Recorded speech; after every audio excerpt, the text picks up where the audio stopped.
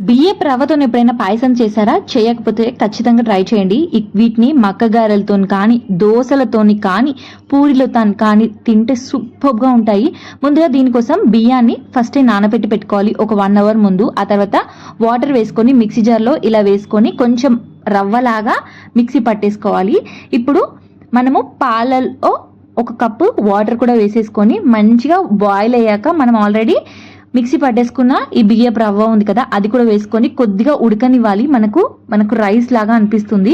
ఇప్పుడు అది ఉడికిపోయాక అందులో ఒక కప్పు చక్కెర, అలానే 1 టేబుల్ స్పూన్ ఇలాచీ పౌడర్ వేసుకొని మంచిగా ఇలా కలిపేసుకోవాలి. దానిపై నుంచి 1 టేబుల్ స్పూన్ దాకా నెయ్యి కూడా వేసుకోవాలి. లేదు అంటే మీరు డ్రై ఫ్రూట్స్ కూడా వేసుకొని డైరెక్ట్గా కూడా సర్వ్ చేసుకోవచ్చు. ఇవి మక్కగారెలోకి బాగుంటాయి, అలానే దోశకు కూడా సూపర్గా ఉంటుంది.